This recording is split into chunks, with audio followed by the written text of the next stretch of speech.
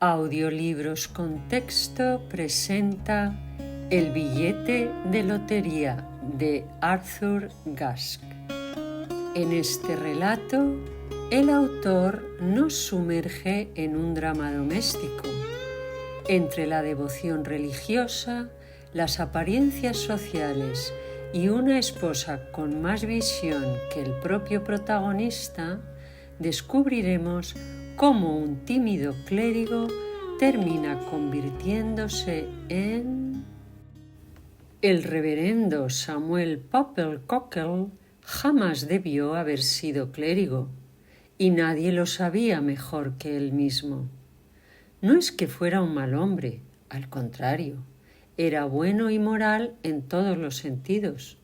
Se le conocía por su trato respetuoso, su vida ordenada y una cortesía que nunca parecía forzada.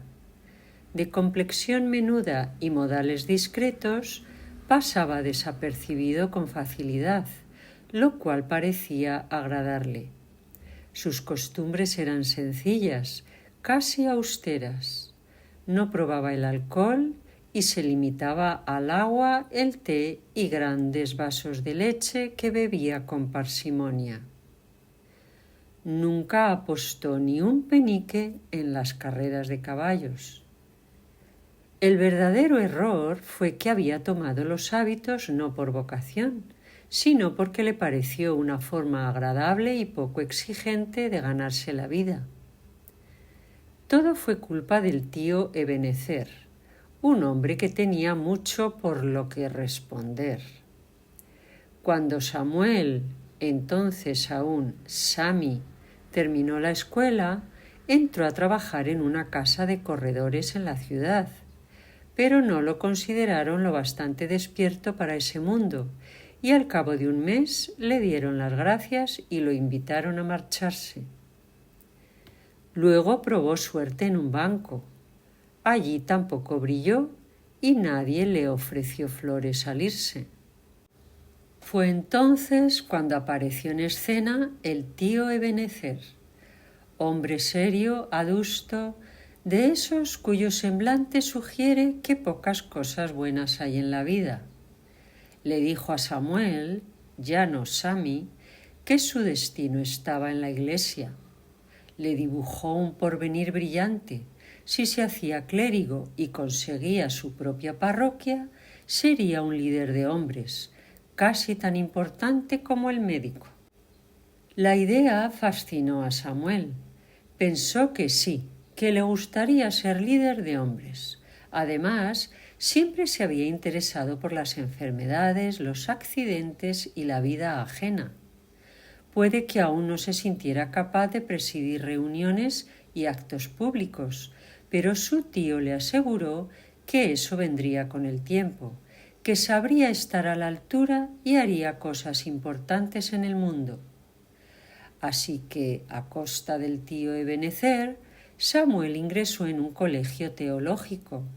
Se ordenó en su debido momento y comenzó como vicario auxiliar en una parroquia de ciudad.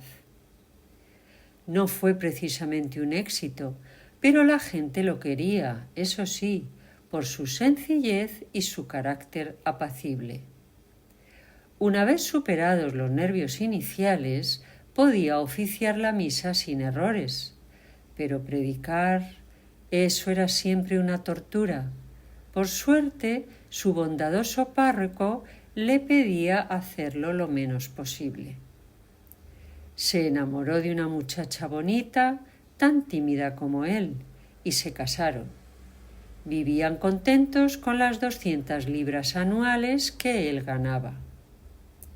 Su único pasatiempo eran las gallinas.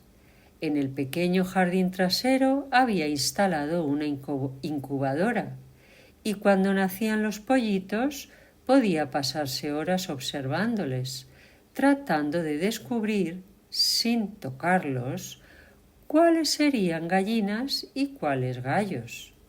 Estaba seguro de que algún día lograría descifrar ese misterio. Hasta los 30, la vida de Samuel fue tranquila y feliz, y probablemente habría seguido siéndolo de no ser porque el tío Ebenezer volvió a inmiscuirse. Samuel fue nombrado rector de la pequeña localidad de Bugabola, a unos 240 kilómetros tierra adentro, y desde el primer día comprendió que las responsabilidades que se le habían confiado pesaban más de lo que él podía soportar. No estaba hecho para liderar en asuntos sociales. Era demasiado tímido, no sabía dar consejos, pues era él quien más los necesitaba, y mucho menos podía dar discursos. En cuanto a los sermones, encontró una solución poco ortodoxa pero eficaz. Comenzó a comprarlos a 5 chelines cada uno, a un señor de Tasmania cuyo anuncio había visto casualmente en un periódico de Melbourne. No es que fueran grandes obras de elocuencia, nada de eso, pero cumplían con lo esencial. Duraban los 10 minutos de rigor. Con el paso del tiempo, incluso el más distraído de los feligreses notaba que Samuel no estaba a la altura del cargo. Las congregaciones menguaban domingo tras domingo. Las colectas caían en picado y la asistencia a la escuela dominical no dejaba de disminuir. No es que alguien le tuviera antipatía. Era tan inofensivo que resultaba imposible no sentir cierta ternura por él. Simplemente no encajaba. Era como una pieza redonda en un hueco cuadrado, un inadaptado, una sombra donde debía haber luz. El obispo, molesto, no ocultaba su decepción cada vez que visitaba el pueblo, pero sus reprimendas no surtían efecto. Samuel temía aquellas visitas como un colegial teme ser llamado al despacho del director. A todas estas penas se sumó una más, las deudas.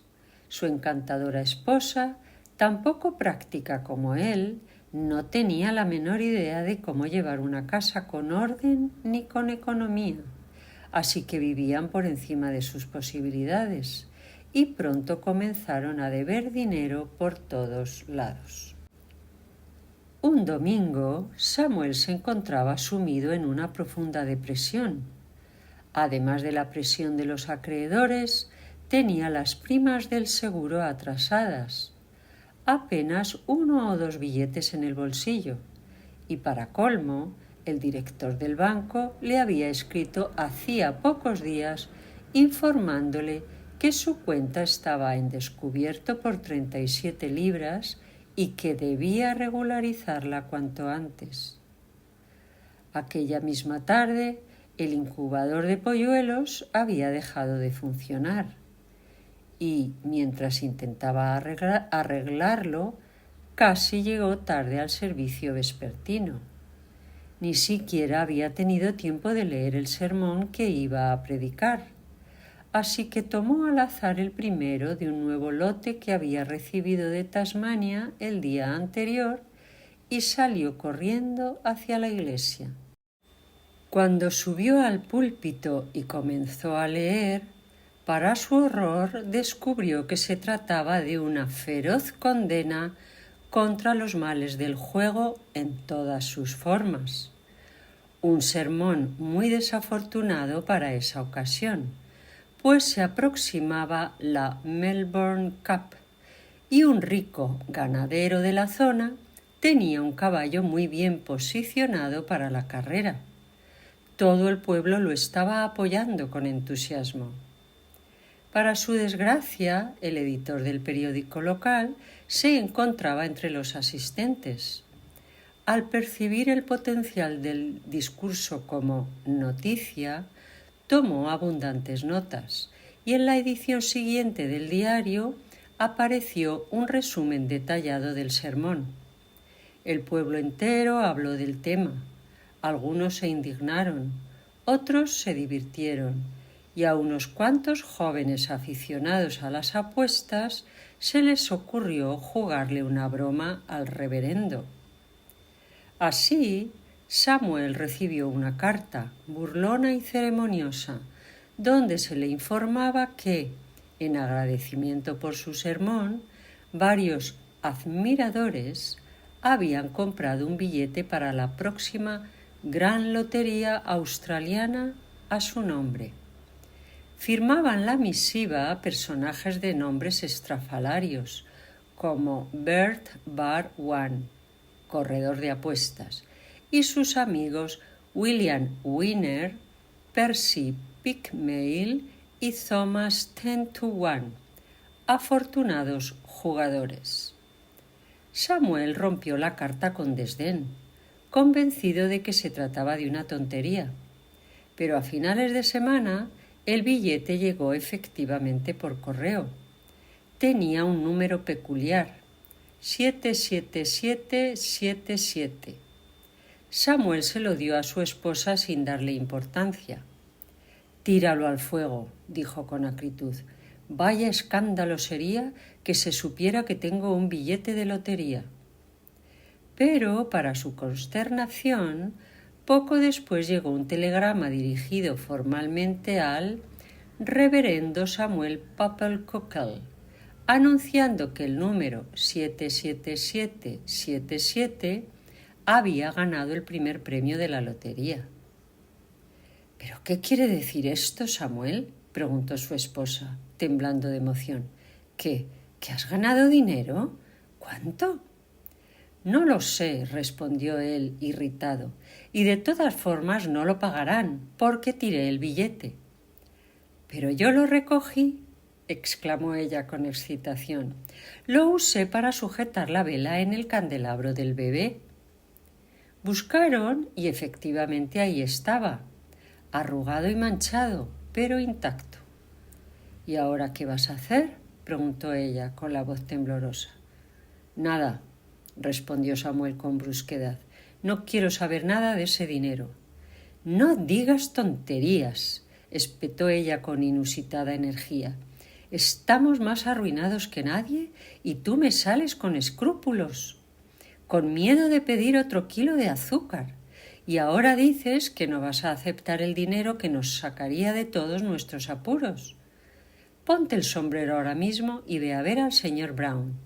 Él es banquero. Te dirá qué hacer». Samuel, nervioso y resignado, fue hasta el banco. El gerente, al verlo entrar, frunció el ceño, convencido de que venía a pedir otro préstamo. Pero sus ojos se desorbitaron cuando vio el billete y leyó el telegrama. «Dios mío», exclamó, «ha ganado 20.000 libras». Se le arquearon las cejas, divertido. «¿Y eso después del sermón que predicó contra el juego?» No, casi gimió Samuel. «Yo no pedí el billete, me lo enviaron por una broma». Y le contó toda la historia.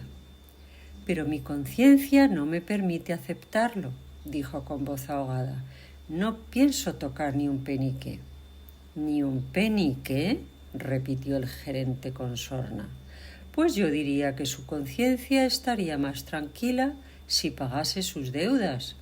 Sé, por ejemplo, que le debe 22 libras al lechero». El gerente se suavizó. «Vaya a casa y piénselo. No tome decisiones apresuradas. Mi consejo, escóndase. No abra la puerta ni conteste el teléfono. Cuando la gente se entere, vendrán todos los pedigüeños del país. Que su esposa se encargue de decir que está usted ausente o enfermo. Mientras tanto, yo me encargaré del billete con la sucursal de Sydney. Y recuerde, con 20.000 libras puede hacer mucho bien en este mundo». El matrimonio pasó 4 días llenos de ansiedad, pero ella se mostró resuelta y valiente. Negó categóricamente el acceso a Samuel a quien lo buscara. El jueves, cuando los resultados oficiales llegaron al pueblo, fue un verdadero asedio. Todo tipo de personajes deseaban hablar con el clérigo premiado. Lo peor fueron 2 periodistas. El culmen llegó el viernes, justo después de que el gerente del banco les enviara una nota confirmando que las 20.000 libras habían sido acreditadas en la cuenta de Samuel. Sonó el teléfono. Su esposa fue a buscarlo, pálida y agitada. «Es el obispo», susurró horrorizada, «y no colgará hasta que hables con él». «Está bien», murmuró Samuel, derrotado. Sabía que este momento llegaría tarde o temprano. Mejor afrontarlo de una vez. La voz del obispo era fría y severa. «He sabido, Popelcockel», dijo con dureza, «que ha ganado usted 20.000 libras en una lotería». «Sí, señor», respondió Samuel con voz temblorosa, «pero no compré el billete. Me lo enviaron en broma». Y volvió a contar toda la historia. «Entonces la historia entera deberá hacerse pública», dictaminó el obispo, «y usted no puede quedarse con ese dinero». «Pero esta misma mañana ha sido depositado en mi cuenta», balbuceó Samuel, sintiéndose como un conejo frente a una serpiente. «Lo enviaron desde Sídney». «Eso se arregla rápido», replicó el obispo.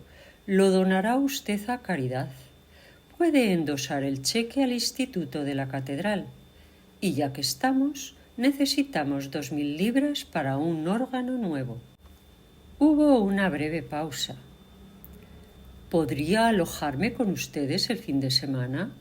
Llegaré en el tren de la tarde y para entonces me entrega el cheque». «Sí, señor», susurró Samuel, sintiendo que el suelo se le hundía bajo los pies. Colgó el teléfono y se dejó caer junto a su esposa. «Dice que tengo que dárselo para obras de caridad», gimió. «Viene mañana por la tarde y se quedará todo el fin de semana». «¿Ah, sí?», estalló ella. «Pues no», añadió con furia. «¿Caridad, dices? Primero estamos los niños y yo». Y estampó el pie contra el suelo. «Escúchame bien, Samuel. Estoy harta de esperar a que te decidas, así que voy a decidir por ti. Vamos a quedarnos con ese dinero». Sus ojos brillaban de emoción. «Mañana tomaremos el tren de las 6:15. Llevaremos solo lo que quepa en nuestras maletas y nos iremos lo más lejos posible de este pueblo miserable, que no nos ha traído más que desgracias. Escribe un cheque por 100 libras y yo misma iré al banco a cambiarlo. Además, hablaré con el señor Brown para que él se encargue de saldar nuestras cuentas cuando ya no estemos». «¿Pero el obispo?», sollozó Samuel. «¿Qué pasará cuando llegue mañana?» «Encontrará a Emma para recibirlo y tú le dejarás una carta explicando que has aceptado un llamado pastoral en otro estado». Samuel vaciló. «¿Y qué haré cuando estemos en otro lugar?», preguntó débilmente. «Nadie me aceptará como pastor si me voy así, huyendo». «No necesitarás que te acepten», respondió ella con firmeza. «Te dedicarás a la cría de aves». Y bajando la voz casi hasta un susurro, añadió: «Comprarás una incubadora que saque 1.000 pollitos a la vez». Samuel tembló, pero escribió el cheque. 10 años después, el obispo regresaba en tren de un congreso eclesiástico celebrado en Brisbane. Durante el viaje entabló conversación con otro pasajero y, al detenerse el tren en una pequeña estación, su interlocutor señaló a un hombre que acababa de bajar de otro vagón. «¿Ve a ese tipo?», exclamó emocionado. «Ese hombrecito con la barriga prominente y el periódico en la mano. Pues en unos días será considerado un gran benefactor de la humanidad». «¿Ah, sí?», replicó el obispo con sarcasmo. ¿Acaso es un prodigio del golf, del cricket o del ping-pong? No, es un avicultor, rió el otro, uno de los más exitosos del estado. Dice haber descubierto un método infalible para distinguir el género de los pollitos al nacer. Pinta una mitad del corral con un rojo chillón y la otra de gris apagado. Según él, las gallinas prefieren el rojo y los gallos el gris. Asegura que el método nunca falla. El obispo mostró un leve interés. ¿Y cómo sabrán si tiene razón? La semana que viene vendrán cientos de criadores de todo el país. Él pondrá a prueba a 200 pollitos. Una vez que hayan elegido su color, los sacrificarán y abrirán para comprobar su género. Si acierta, será una revolución para la industria avícola. ¿Cómo se llama?, preguntó el obispo, frunciendo el ceño. Me suena su cara. Smith, solo Smith, respondió el otro humilde Smith. Durante días el rostro del avicultor rondó en la memoria del obispo, hasta que una noche se incorporó de golpe en la cama y exclamó: «Ya está, ahora lo reconozco, era Popelcockle. Claro que sí». Su esposa, sobresaltada, se incorporó también. «¿Qué te pasa, Augustus?», preguntó preocupada. «¿Qué ha ocurrido?» «Nada importante, Jane», suspiró él, «solo que acabo de recordar una oveja descarriada». «Pues vuelve a dormirte de inmediato», le espetó ella con fastidio. «¿Has bebido demasiado clarete en la cena? Eso es lo que te tiene alterado». Y así el reverendo Samuel Popelcockle, que antaño temblaba al hablar de caridad y obediencia, acabó convertido en un exitoso criador de pollos, famoso por distinguir gallinas de gallos por su gusto por los colores. 10 años bastaron para borrar la sotana, el sermón dominical y la culpa.